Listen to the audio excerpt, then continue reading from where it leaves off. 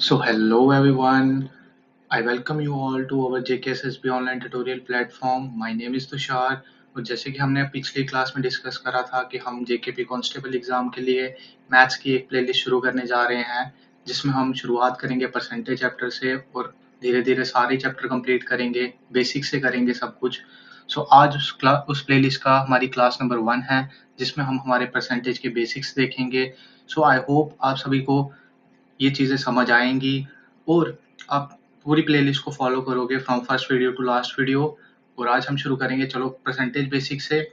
सो बात करें परसेंटेज की तो परसेंटेज में हम दो या तीन क्लास में तो हम बेसिक्स सीखेंगे, देन उसके बाद हम क्वेश्चंस पे स्विच करेंगे और फिर हम जो हमारे जेकेपी कांस्टेबल या जो जेकेपी के एसआई के एग्जाम में या जूनियर असिस्टेंट के एग्जाम में जो पुराने क्वेश्चंस पूछे गए हैं मैथ के, वो क्वेश्चंस भी हम कवर करेंगे इस प्लेलिस्ट में। सो बिना कोई टाइम वेस्ट किए चलो शुरुआत करते हैं आज की वीडियो को। Let's go. सो सबसे पहले तो ये चीज देखते हैं कि परसेंट क्या होता है, what is percentage.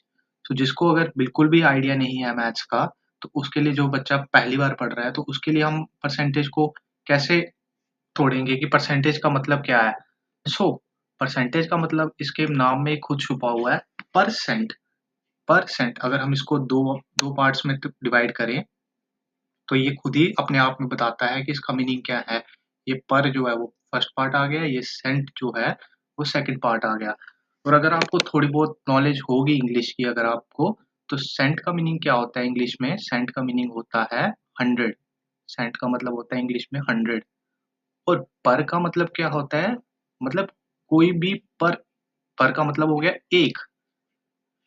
So percent मतलब हो गया 1/100 कोई भी चीज का। ठीक है।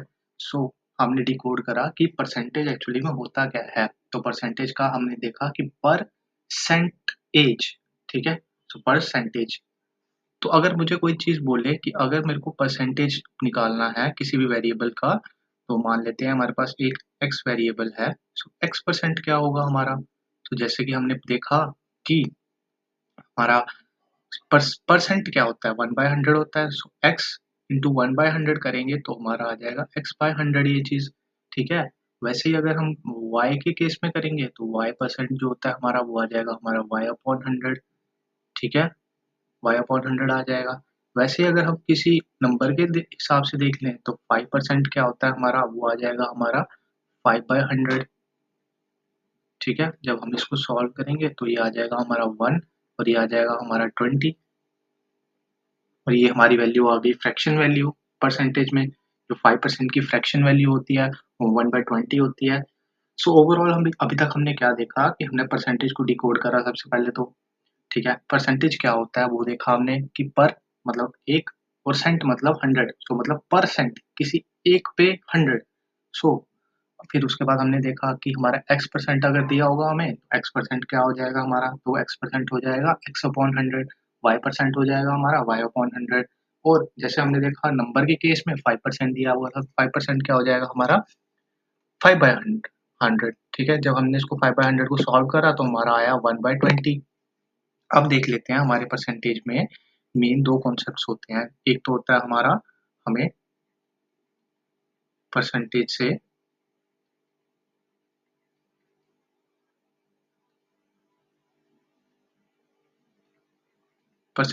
हमें फ्रैक्शन में जाना होता है। ठीक है। परसेंटेज से फ्रैक्शन में जाना होता है। एक हमारी कन्वर्जन होती है परसेंटेज से फ्रैक्शन जाने वाली, दूसरी हमारी कन्वर्जन होती है हमारी फ्रैक्शन से हमें जब परसेंटेज में आना है। जब हमें परसेंटेज से फ्रैक्शन में जाना है ना, तो हम इसको करते हैं डिवाइड। ठीक है। और जब हमें फ्रैक्शन से परसेंटेज में कोई चीज कन्वर्ट करनी होती है ना, तो हम इसको करते हैं मल्टीप्लाई। ये चीज तो आपने देख ली। बट इसका चलो आप एप्लीकेशन देखते हैं। अगर हमें दे रखा था, जैसे हमने ऊपर देखा 5%, हमें क्या दे रखा था 5%। तो ये क्या थी हमारी, ये हमारी थी परसेंटेज वैल्यू। ठीक है।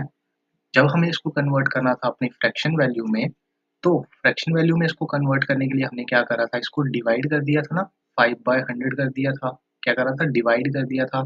फ्रैक्शन से हमने इसको क्या कर दिया था, डिवाइड। क्योंकि हम इसको परसेंटेज वैल्यू से फ्रैक्शन वैल्यू में कन्वर्ट कर रहे थे। तो जब हमने इसको सॉल्व करा था तो हमारा आंसर आया था 1/20। फाइन।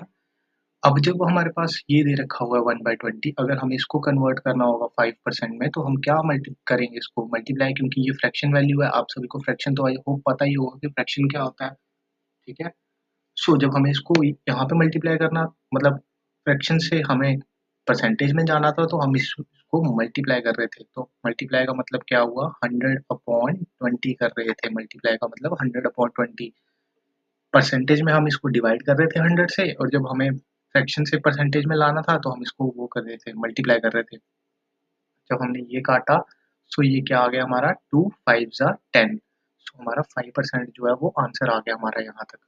फाइन, आई होप आपको ये चीज़ समझ आई होगी। अभी तक हमने दो कॉन्सेप्ट पढ़े हैं। पहला, परसेंटेज क्या होती है, परसेंटेज कैसे लिखते हैं। दूसरा चीज़, परसेंटेज से फ्रैक्शन में कैसे जाते हैं, और फ्रैक्शन से परसेंटेज में कैसे आते हैं। ये दो चीज़ें अभी तक हमने देखी हैं, ठीक है। सो बढ़ते हैं आगे अपने नेक्स्ट कॉन्सेप्ट की तरफ, और नेक्स्ट कॉन्सेप्ट है हमारा fraction to percentage conversion table और परसेंटेज से फ्रैक्शन कन्वर्जन टेबल। ये दो टेबल हैं जो आपको एज इट इज याद करने हैं, बिल्कुल एज इट इज याद करने हैं। क्यों? क्योंकि most of the arithmetic part में आपको यही वैल्यूज जो है दिखने वाली हैं क्वेश्चन में, कि अगर स्पीड ऑफ ट्रेन जो है वो 14.29% से इंक्रीज हो रही है, तो बताओ टाइम कितना कम लगेगा ट्रेन को कवर करने में, डिस्टेंस।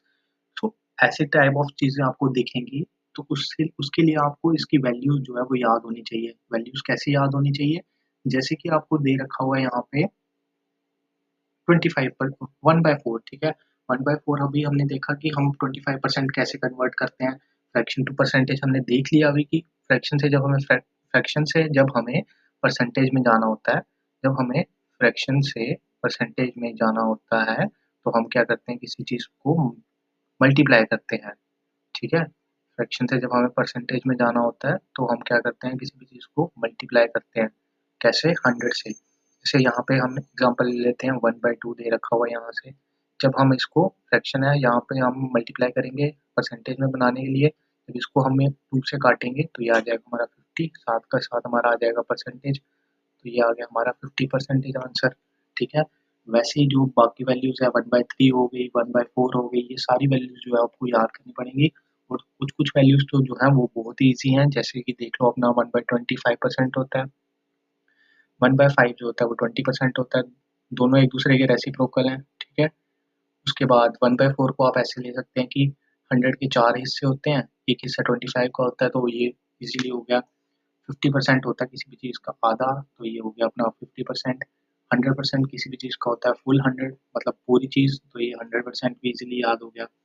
उसके बाद देखो 1/9 जो होता है वो 11.11% होता है, और जो 11% होता है वो 9.09% होता है। तो कितनी वैल्यूज तो आपको वैसे ही याद हो गई, ठीक है।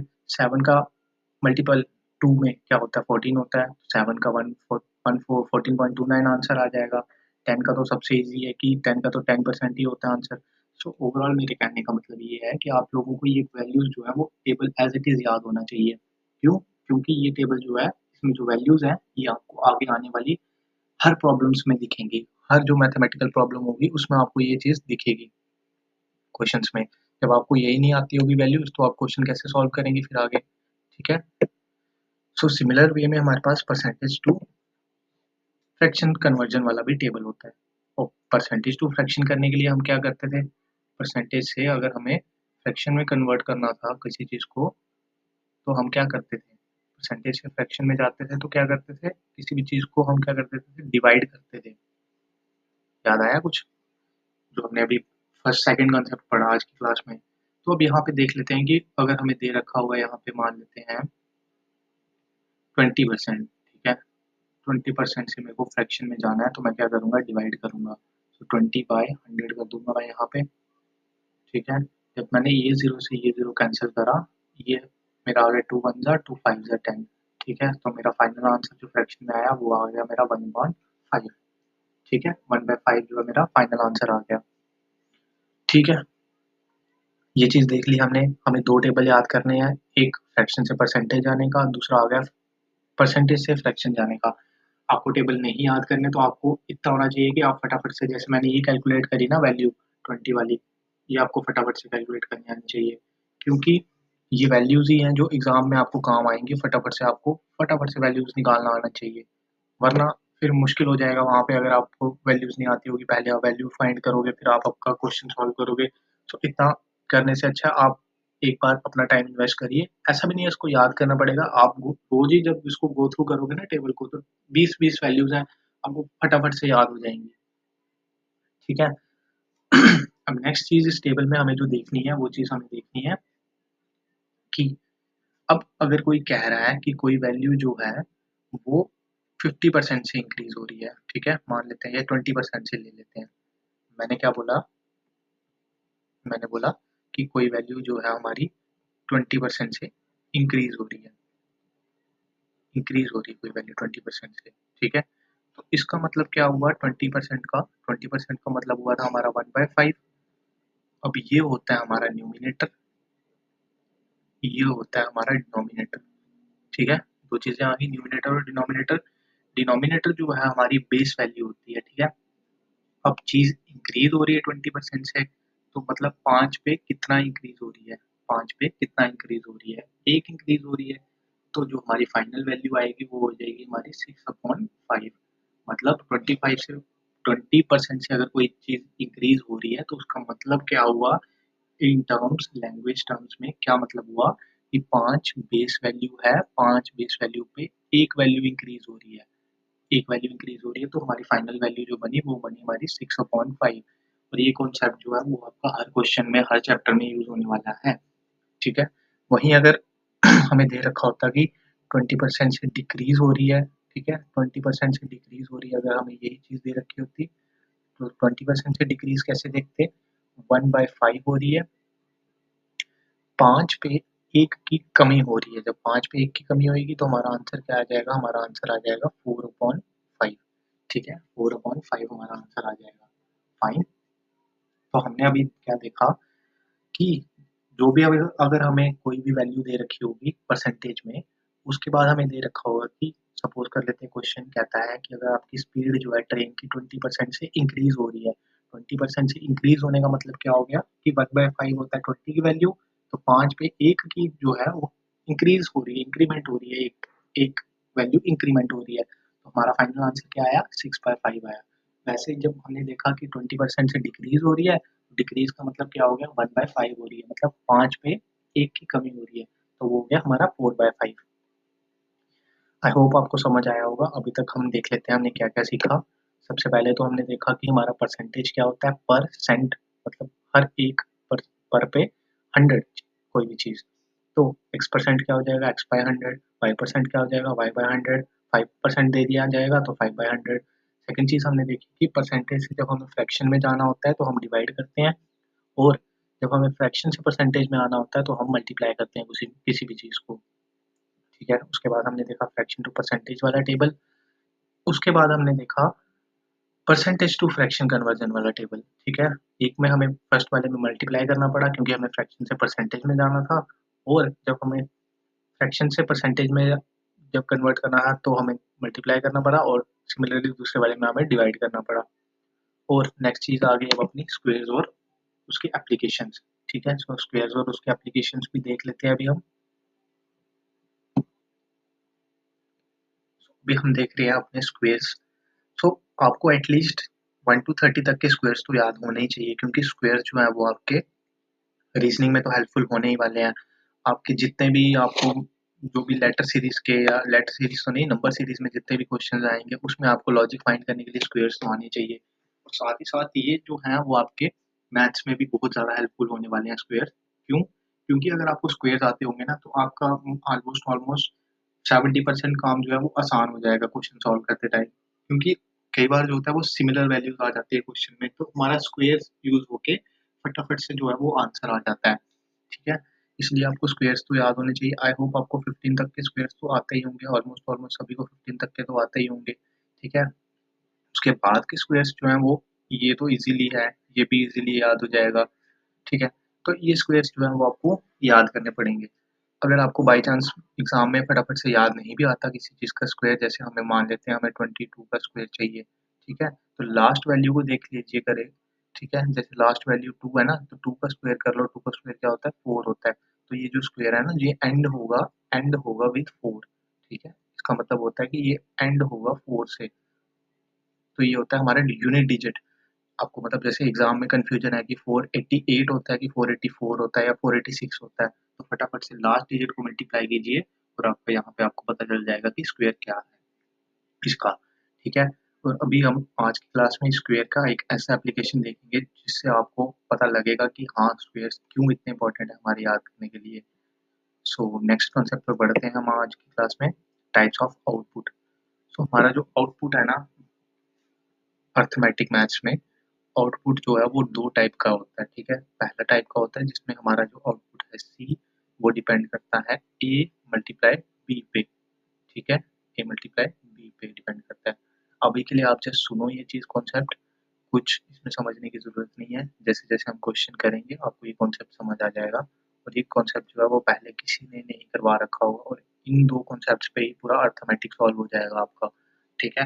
आई बेट ऑन यू कि इस दो कॉन्सेप्ट पे ही आपका पूरा अर्थमेटिक जो है सॉल्व हो जाएगा।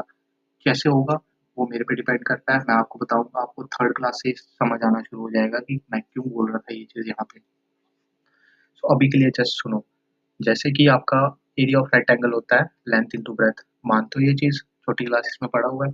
तो इसमें एरिया जो है हमारा वो क्या है, एरिया हमारा है आउटपुट, ठीक है। एग्जाम्पल में ले लेते हैं, length into breadth is equals to area, area, ठीक है। सो इसमें जो हमारा एरिया है वो हमारा आउटपुट है, हमारा ए जो है वो लेंथ है, बी जो है ब्रेथ है, ठीक है। तो आउटपुट एक तरह से हमारा इस पे डिपेंड कर गया। दूसरी एग्जांपल ले लेते हैं, एक क्लास है, ठीक है, उसमें टोटल बच्चे जो हैं वो हैं बॉयज प्लस गर्ल्स, ठीक है। सो एक तो चीज़ आ गई हमारी कि हमारा जो आउटपुट है ए क्रॉस बी पे डिपेंड करता है, उसमें हमने एग्जांपल देख ली कि हमारा जो लेंथ है वो लेंथ इंटू ब्रेथ जो है वो एरिया के इक्वल है। दूसरा हमने एप्लीकेशन देख ली कि हमारा जो आउटपुट है वो ए प्लस बी पे डिपेंड करता है, उसकी एग्जांपल देख ली हमने क्लास की, कि क्लास में अगर टोटल नंबर ऑफ बच्चे निकालने हैं हमें, तो हमें बॉयज प्लस गर्ल करना पड़ेगा। सो अभी के लिए इस कॉन्सेप्ट को इतना ही समझो, ठीक है। जैसे जैसे हम क्वेश्चन करेंगे आपको ये चीज़ समझ आती जाएगी। सो अभी हम नेक्स्ट बढ़ते हैं अपने क्वेश्चंस की तरफ, और देखना अभी आपको क्वेश्चन से समझ आ जाएगा कि मैं क्या कह रहा था। तो पहला क्वेश्चन लेते हैं अपना।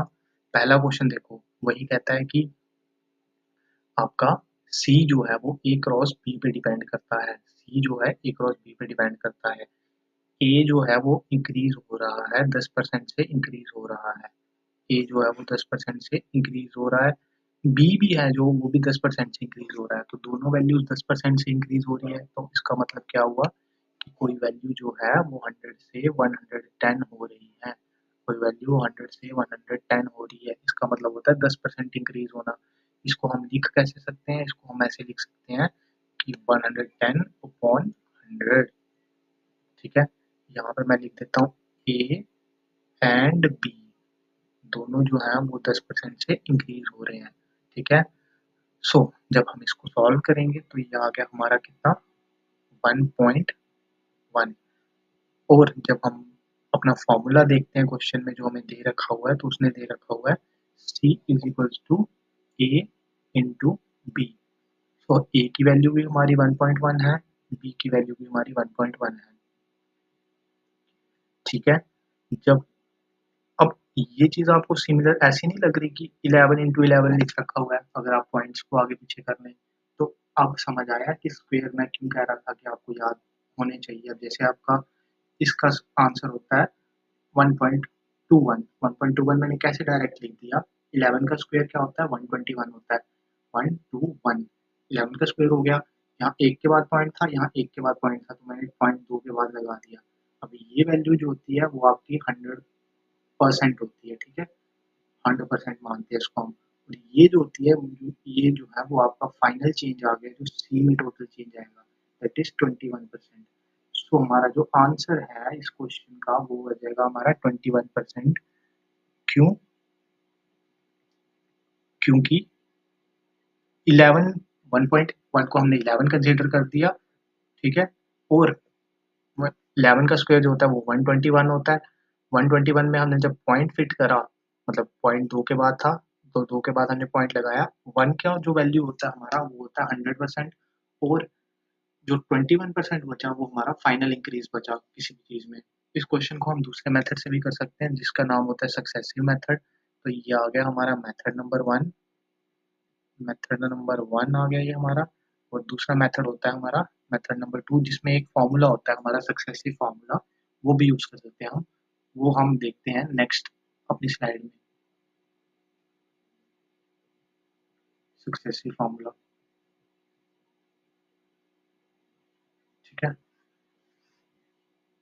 सक्सेसिव फॉर्मूला हम देखेंगे अभी नेक्स्ट अपनी स्लाइड में, ठीक है। सो इस क्वेश्चन में हमने क्या देखा कि हमारा जो ए था इंक्रीज हो रहा था 10% से, बी इंक्रीज हो रहा था 10% से। हमें ओवरऑल परसेंटेज चेंज निकालना था, तो ओवरऑल परसेंटेज चेंज हमने कैसे निकाला, हमने निकाला कि हमारा जो ए है वो 100 से 110 हो रहा है, ठीक है। तो जब हमने इसको सॉल्व करा तो हमारे पास वैल्यू आई 1.1। दोनों ही जो थे वो 10% से इंक्रीज हो रहे थे, तो ए का भी चेंज जो है 1.1 से हो रहा है और बी का भी 1.1 से। फॉर्मूला में पुट करी ये चीज़, ये फॉर्मूला जो हमें क्वेश्चन में दे रखा था, इसमें फॉर्मूला में पुट करी चीज़, तो हमने देखा कि ये तो हमारे 11 का स्क्वायर की बात हो रही है। जब 11 के स्क्वायर की बात हुई तो हमने 1.21 लिख दिया यहाँ पे, और ये जो होता है ये हमारा 100% होता है, और ये जो होता है हमारा 21 आ गया हमारा, जो फाइनल जो चेंज आया था हमारा बी में। ये था हमारा मेथड नंबर 1। इस क्वेश्चन को हम दूसरे मेथड से कर सकते हैं जो सारी टेक्स्ट बुक्स में दिया होता है, जिसको हम कहते हैं सक्सेसिव फॉर्मूला। वो शायद हम कल की क्लास में देखेंगे, ठीक है। सो नेक्स्ट बढ़ते हैं नेक्स्ट क्वेश्चन की तरफ। कल हम फिर से इस क्वेश्चन पे आएंगे और ये वाला क्वेश्चन सॉल्व करेंगे सक्सेसिव फॉर्मूला से, ठीक है। अब देखो, अब आ गया हमारा एरिया ऑफ रेक्टेंगल, ठीक है। एरिया ऑफ रेक्टेंगल दे रखा हुआ है हमें, लेंथ इंटू ब्रेथ होता है, ये तो यूनिवर्सल चीज़ है, आपको पता ही होगी। अब ये कहता है कि कोई जो एरिया जो लेंथ है वो इंक्रीज हो रही है 30% से, लेंथ इंक्रीज हो रही है 30% से, ठीक है। वहीं ब्रेथ जो है, ब्रेथ भी जो है वो इंक्रीज हो रही है 30% से, दोनों चीज़ें 30% से इंक्रीज हो रही है। तो 30% से इंक्रीज होने का मतलब क्या हुआ कि कोई चीज़ अगर 100 थी तो 100 से 130 हो रही है कोई चीज़, यही मतलब होता है ना इसका, इंक्रीज का। तो जब हम इसको सॉल्व करेंगे तो ये आ जाएगा हमारा 1.3, सेम पिछले क्वेश्चन में 1.1 आ रहा था। जब इसको फॉर्मूले में पुट करेंगे हम, तो area is equals to length into breadth होता है हमारा, ठीक है। सो जब हम इसमें 1.3 यहाँ पे भी 1.3 पुट करेंगे, तो अब ये क्या लग रहा है आपको, ये आपको 13 का स्क्वायर नहीं लग रहा, क्योंकि 13 इंटू 13 है यहाँ पे, है ना। तो ये 13 का स्क्वायर जैसा नहीं लग रहा आपको। तो जब हम यहाँ पे इसको सॉल्व करेंगे तो हमारा आएगा 1.69, क्योंकि 13 का स्क्वायर 169 होता है। तो ये वैल्यू हमारी होती है 100, पिछले क्वेश्चन में देखा। सो हमारा ये जो है ये फाइनली जो है हमारा आंसर आ जाएगा 69%।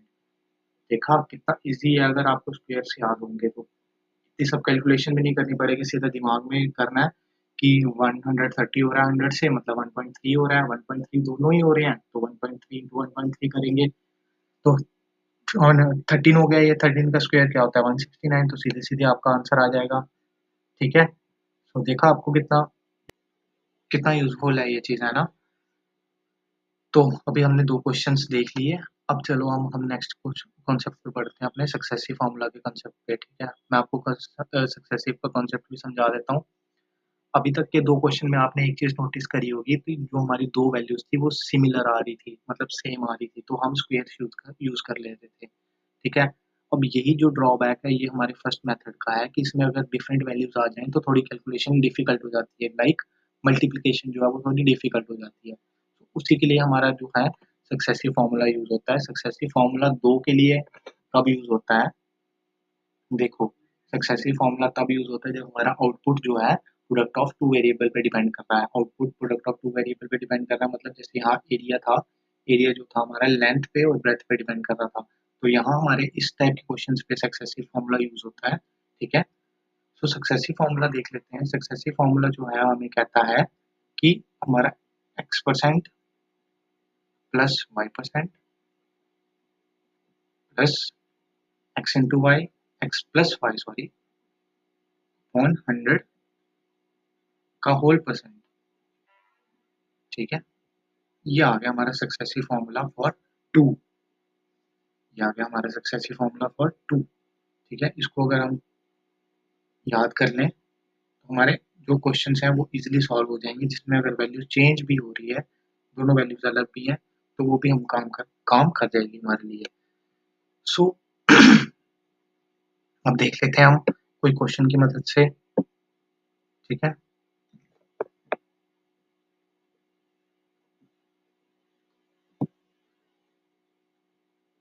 अब देखते हैं नेक्स्ट क्वेश्चन अपना, ठीक है। नेक्स्ट क्वेश्चन में क्या देखा हमने कि यहाँ पे देखो, अब यहाँ पे क्वेश्चन तो सेम है कि c is equals to a into B, A is increase by इतना, b इज इंक्रीज बाय इतना। बट यहाँ पे इस क्वेश्चन में हमारा क्या ड्रॉबैक था कि यहाँ पे हमारी वैल्यूज जो थी, यहाँ 12 थी, यहाँ 10 थी। अगर हम इसको पुराने मेथड से सॉल्व करने जाते, ठीक है, अगर हम इसको मेथड 1 से सॉल्व करते अपने, देखो यहाँ पे अगर हम इसको अपने मेथड 1 से सॉल्व करते तो हम इसको कैसे करते कि जो a है वो हमारा हो रहा है 100 से 112, क्योंकि 12 से इंक्रीज हो रहा है। बी जो है हमारा वो हो रहा है हमारा 110, क्योंकि 10% से इंक्रीज हो रहा है, ठीक है। अब जब हम इसको सॉल्व करते तो ये आता हमारा 1.12, ये आ जाता हमारा 1.1।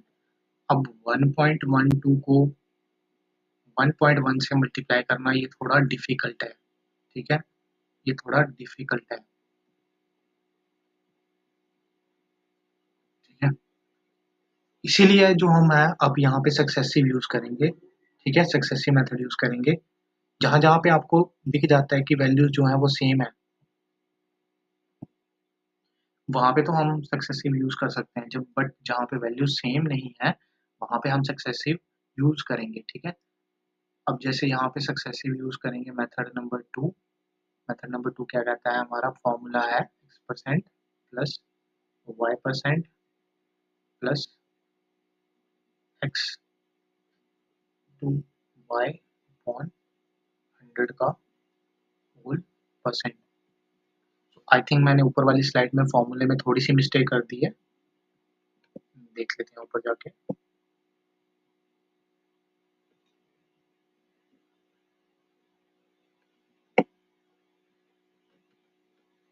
हाँ, तो यहाँ पे हमारा जो है यहाँ पे मल्टीप्लीकेशन आता है, यहाँ पे मल्टीप्लीकेशन आता है, मैंने यहाँ पे प्लस लिख दिया था जल्दी जल्दी में। तो यहाँ पे हमारा जो है वो मल्टीप्लीकेशन आता है, फाइन।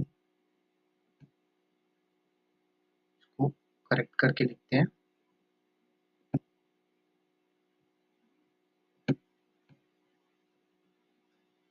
तो यहाँ पे हमारा मल्टीप्लीकेशन आता है फॉर्मूले में, ठीक है।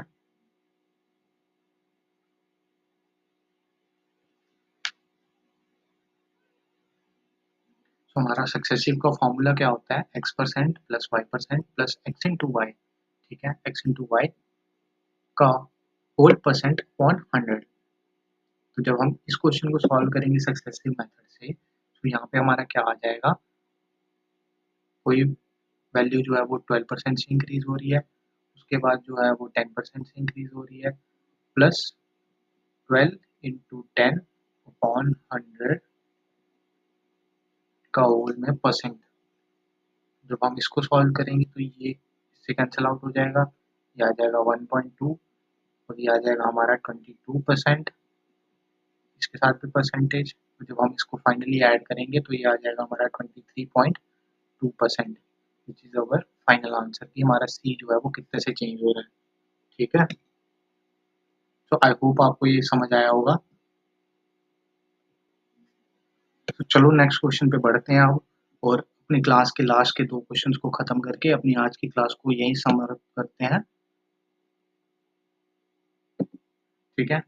सो नेक्स्ट क्वेश्चन हमारा कहता है कि 10% से डिक्रीज हो रही है वैल्यू, और बी भी जो है वो 10% से डिक्रीज हो रही है। तो यहाँ पे भी हम अपना सक्सेसिव मेथड यूज कर लेते हैं, ठीक है। 10% से डिक्रीज हो रही है, सो यहाँ पे हम अपना यूजिंग सक्सेसिव,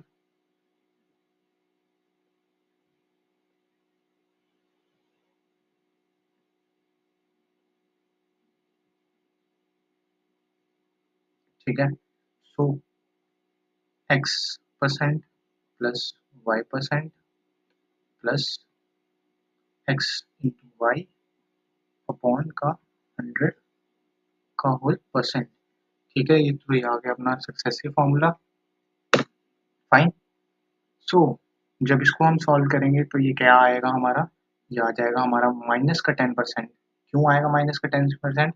क्योंकि क्वेश्चन में हमें डिक्रीज दे रखा हुआ इस बार इंक्रीज नहीं दे रखा है, इस बार डिक्रीज दे रखा है, इसलिए हमने यहाँ पे माइनस का 10% लिखा। सेम आएगा वाई के साथ माइनस का 10%। ठीक है, उसके बाद आ जाएगा हमारा 10 माइनस का इंटू -10 अपॉन 100 का होल परसेंट। ये जीरो 100 से कैंसिल आउट हो जाएंगे। ये आ जाएगा हमारा माइनस का 20, माइनस इंटू माइनस प्लस होता है तो ये आ जाएगा हमारा प्लस का 1। तो ये फाइनली हमारा आ गया -19%, वेयर माइनस साइन जो है वो डिनोट कर रहा है कि डिक्रीज हो रही है कोई वैल्यू, डिक्रीज हो रही है वैल्यू 19% से। तो फाइनली जो हमारा सी है वो 19% से डिक्रीज होगा। ठीक है, तो ये था हमारा सक्सेसिव फॉर्मूला का यूज। आई होप आपको समझ आया होगा ये चीज़। इस क्वेश्चन को आप मेथड नंबर 1 से भी कर सकते हैं, आपको खुद से ट्राई करना है अगर आपको मेथड नंबर 1 से करना होगा। ठीक है, यहाँ पे लिख देता हूँ मैं मेथड नंबर 1 से कैसे करेंगे। 10% से डिक्रीज हो रहा है तो कोई वैल्यू जो है वो 100 से 90 हो रही है। ठीक है, 90 हो रही है कोई वैल्यू 100 से। सो ये आ जाएगा हमारा 0.9 इंटू 0.9। ठीक है, 0.9 का मतलब क्या हुआ, 0.81। अब जब इसको हम 1 से माइनस करेंगे ओवरऑल तो ये आ जाएगा हमारा, 1 से माइनस करेंगे जब हम 0.81 को तो ये आ जाएगा हमारा 19%। ठीक है, तो ये भी हमारा सेम आंसर आ गया यहाँ से। तो सी जो है हमारा डिक्रीज हो रहा है 19% से ओवरऑल। दोबारा रिपीट करता हूँ, सक्सेसिव यहाँ पे 10% नेगेटिव क्यों लिया हमने, क्योंकि क्वेश्चन में डिक्रीज दे रखा हुआ था। ठीक है, तो चलो फाइनली लास्ट क्वेश्चन पे बढ़ते हैं अपनी क्लास के। यहाँ पे कहता है कि जो एरिया ऑफ रेक्टेंगल है वो इंक्रीज हो रहा है 7.96% से, और जो हमारा ब्रेथ है वो डिक्रीज हो रहा है 14.29% से। ठीक है, जो एरिया जो है हमारा इंक्रीज हो रहा है और जो हमारा विड्थ है वो डिक्रीज हो रही है। ठीक है, अब आपने टेबल देखा होगा, वहां पे आपने वैल्यू देखी होगी 7.69 की वैल्यू क्या होती है और 14.29 की वैल्यू क्या होती है। यहाँ एक इंक्रीज हो रहा है एक डिक्रीज हो रहा है, एक इंक्रीज हो रहा है और एक डिक्रीज हो रहा है। ठीक है, तो इस क्वेश्चन को हम कैसे सॉल्व करेंगे, इस क्वेश्चन को हम ऐसे सॉल्व करेंगे कि लेंथ जो वो है हमारी, लेंथ हमारी जो हो रही है लेंथ जो है हमारी 7.69 से इंक्रीज हो रही है। इसका मतलब क्या होता है, 7.69 का इसका मतलब होता है इसकी वैल्यू होती है 1/13। सो इंक्रीज है ना, तो बेस वैल्यू पे जब कोई चीज इंक्रीज हो रही है तो ये क्या हो जाएगा, 13 पे एक इंक्रीज हो रहा है तो मतलब 14 हो रहा है 13 से। वहीं ब्रेथ की बात करें तो ब्रेथ क्या है हमारा, ब्रेथ हमारा है 14.29 से डिक्रीज, 14.29 से डिक्रीज हो रही है। तो इसका मतलब क्या हुआ, इसका मतलब होता है 1/7। तो 7 पे एक की कमी हो रही है तो इसका मतलब क्या होता है 6/9। ठीक है, ठीक है, तो जब हम इसको मल्टीप्लाई करेंगे तो हमारा आ जाएगा 14/13। ठीक है, इंटू 6/7। जब हम इसको सॉल्व करेंगे तो ये हमारा 2 से कैंसिल आउट हो जाएगा, 2 इंटू ये आ जाएगा हमारा 12 और ये आ जाएगा हमारा 13। 13 पे कोई वैल्यू 12 हो रही है, 13 से कोई वैल्यू 12 कैसे हो रही है, जब उसमें एक डिक्रीज हो रहा होगा कितने पे, 13 पे। ठीक है, सो 1/13 क्या होता है हमारा 17.69%। ठीक है, तो ये जो है वो ये हमारा फाइनल आंसर आ जाएगा इसका, जो कि हमारा फाइनल जो एरिया है वो डिक्रीज हो रहा है 7.69% से। ठीक है, सो एक बार फिर से ये क्वेश्चन रिपीट करता हूँ। इसमें क्या दे रखा था, एक वैल्यू इंक्रीज हो रही है दूसरी वैल्यू डिक्रीज हो रही है। पहली वैल्यू 7.69 से इंक्रीज हो रही है, 7.69 की वैल्यू का मतलब क्या हुआ 1/13 13 होती है, ठीक है इसकी वैल्यू। तो इंक्रीज हो रही थी, इसका मतलब क्या हो गया कि कोई वैल्यू बेस से 1 इंक्रीज हो रही है, मतलब 13 से 14 हो गई थी ये वाली वैल्यू। रही बात इसकी, तो बी में क्या था हमारा, बी जो था हमारा 14.29 से डिक्रीज हो रहा था। 14.29 का मतलब क्या होता है, 1/7, ठीक है। तो मतलब 7 पे 1 की कमी हो रही है, तो ये हो रही थी हमारी 6/9 वैल्यू। जब हमने इसको मल्टीप्लाई करा, मल्टीप्लाई क्यों करा, क्योंकि ये था हमारा लेंथ, ये था हमारा लेंथ, ये था हमारा ब्रेथ, और ये हमारा टोटल था एरिया, ठीक है। सो जब हमने इसको मल्टीप्लाई करा तो हमारा फाइनल आंसर आया 12/13। 12/13 का मतलब क्या हुआ, 13 पे कोई 1 की कमी हो रही है। तो फाइनली जो हमारा आंसर आया वो 7.69% आ गया आंसर। तो आज की क्लास में हम इतना ही रखते हैं। तो चलो एक बार एक समरी कर लेते हैं क्लास की, क्या क्या क्या पढ़ा हमने आज की क्लास में। हमने शुरुआत करी थी यहाँ से, परसेंटेज क्या होता है, परसेंटेज का मतलब percent, X by 100, X percent, Y percent का वाई बाय 100। परसेंटेज से अगर हमें फ्रैक्शन में जाना है तो हमें डिवाइड करना पड़ेगा, अगर फ्रैक्शन से हमें परसेंटेज में आना है तो मल्टीप्लाई करना पड़ेगा, ठीक है। आगे हमने देखा परसेंटेज वाला टेबल, ठीक है, फ्रैक्शन टू परसेंटेज कन्वर्जन देखा, फिर परसेंटेज टू फ्रैक्शन कन्वर्जन देखा, स्क्वेयर्स देखे, स्क्वेयर्स का बाद हमने देखे आउटपुट 2 टाइप के कैसे होते हैं हमारे अर्थमेटिक में। उसके बाद हमने देखा क्वेश्चन जिसमें कि इंक्रीज और इंक्रीज हो रही थी वैल्यू दोनों, और सेम डिजिट से इंक्रीज हो रही थी 10% से, तो वहाँ पे हमने अपना फर्स्ट मेथड यूज कर लिया था, ठीक है, जहाँ पे हम स्क्वायर की मदद से सॉल्व कर रहे थे क्वेश्चन को। इस क्वेश्चन को हम सक्सेसिव से भी सॉल्व कर सकते थे। नेक्स्ट हमने देखा एरिया वाला, जिसमें एरिया इंक्रीज हो रहा था और जो ब्रेथ है वो भी, मतलब एरिया इंक्रीज हो रहा था विद लेंथ भी इंक्रीज हो रही थी, ब्रेथ भी इंक्रीज हो रही थी। नेक्स्ट हमने देखा सक्सेसिव फॉर्मूला, जिसमें हमारा प्रोडक्ट जो होता है वो प्रोडक्ट ऑफ टू जो है वो आउटपुट के इक्वल होता है। उसके बाद हमने सक्सेसिव फॉर्मूला से क्वेश्चन को सॉल्व करा। लास्ट हमने देखा एक और क्वेश्चन जिसमें दोनों चीज़ें डिक्रीज हो रही थी, ठीक है। उसके बाद हमने लास्ट क्वेश्चन देखा जिसमें एक चीज़ इंक्रीज हो रही थी, एक चीज़ डिक्रीज हो रही थी, तो हमें फाइनल ओवरऑल एरिया में चेंज निकालना था। सो आई होप आपको वीडियो समझ आई होगी, आपको कॉन्सेप्ट समझ आए होंगे। एक बार नहीं भी आई तो एक बार फिर से वीडियो को दोबारा से देखिएगा, जो भी डाउट होगा वो आप अपना कमेंट सेक्शन में डालिएगा, और प्लीज़ लाइक करिए वीडियो को, शेयर करिए ज़्यादा से ज़्यादा, सो दैट बाकी लोगों को भी हेल्प आउट हो, और जेकेपी कांस्टेबल के लिए जो भी हम पढ़ रहे हैं वो बाकी लोग भी देख सकें, और आपका मैथ्स सेक्शन जो है वो एकदम से स्ट्रॉन्ग हो जाए, सो दैट आप एग्जाम में 80 to 85% तो फॉर श्योर लेके ही आओगे इसमें, ठीक है। Thank you for this, bye bye, take care.